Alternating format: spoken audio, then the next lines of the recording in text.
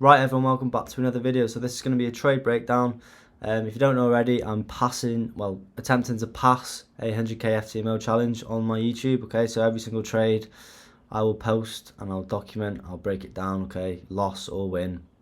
So I actually lost on Monday. I lost around 1.7%, so I was actually risking about 1.4%. But me being me, so when I place my trades, I don't type my stop loss in, then enter. I actually enter, then modify it straight away and type in my stop loss so I can get in the market when I wanted to get in. And I actually forgot to type it in, so I was actually in the gym during the time when I got my entry signal.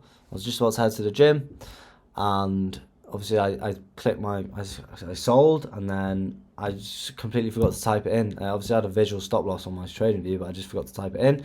So on my trading view, I seen we literally went into drawdown straight away, pretty much. I'll explain why I entered in a minute. But yeah, we had this huge engulfing. Anyway, ended up sweeping at these highs. So I don't know if you guys, so you know FX Alex G, so his set and forget strategy. So that's pretty much what I use. He is a really good trader, but I feel like his strategy is a little bit outdated because I tend to get stopped out a little bit, and it always ends up going my way. But we always end up sweeping up a high or tapping into a fair value gap or order block or something like the SMC type stuff. So I'm going to start implementing it into my strategy a little bit more because it is very much effective. Like, it's a bit more effective than waiting for the shifted structure, pullback, engulfing. But you actually don't even need to wait for that shifted structure. I've got a good friend who is, he does SMC, so he is actually walking me through it a little bit more because I don't really trade SMC. I only obviously trade with my strategy. Well, set and forget strategy, as they say. But so we obviously swept this high, and then we ended up coming all the way into profit eventually. But so yeah, I lost around 1.5% on this. And then the next day, I wanted to take this trade again because I knew it was going to give me that sell opportunity, because you can tell on the daily time frame we closed with a doji candle perfectly. So I was looking to get in this trade again, and I think it was on the 30-minute time frame we approached my zone again. It's actually cleaner on the 15-minute. I'll go for you guys. So you see how we approached my AOI here, and I waited for the shifted structure, got it, but we obviously lost. I actually forgot to say why I entered this trade, didn't I? So we obviously shifted structure here. This was last high low. We had the pullback, and we rejected this previous support perfectly, rejected psychological level. We had a nice rejection 15-minute candle. So I should have potentially waited for an actual engulfing afterwards, but I did get in, but obviously we got stopped out, so it is what it is. Now, this trade so much better. So as we were approaching my zone, we got this nice head and shoulders pattern.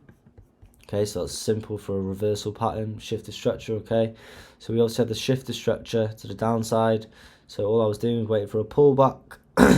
Now on my personal, I took this trade, and on my funded. So on my personal, I am testing out my new entry style, so with liquidity sweeps and whatnot, fair value gaps and that.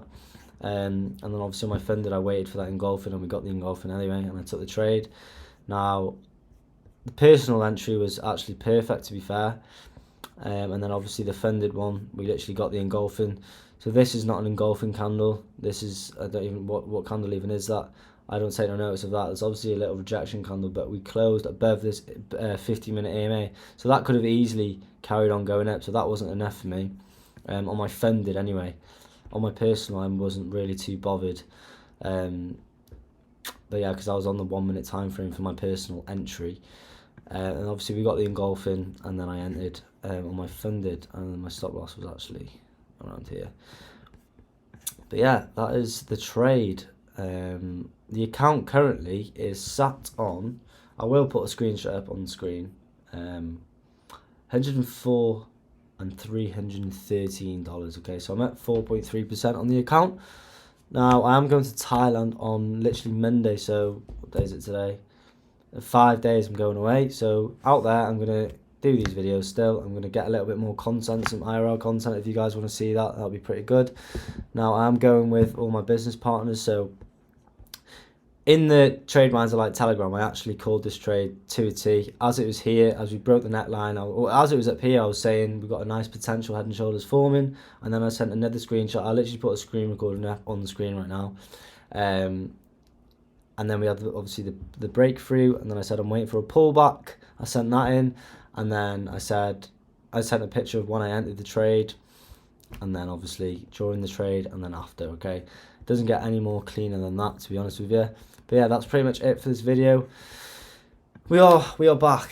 Good week again. So I'm probably not going to trade for the rest of the week. I know I'm only at 1.8% overall, but I feel like I've still had a good week. If we do get a pullback into this zone, because it is FOMC tonight, so I'm going to look out for any more entries, but I don't really want to stay in the market for too long, because that's when emotions and stuff can creep in. But now I'm out of the market, okay, so no money's going to be lost, no money's going to be made, but that is the key to avoid losses, okay? That's how you become a profitable trader.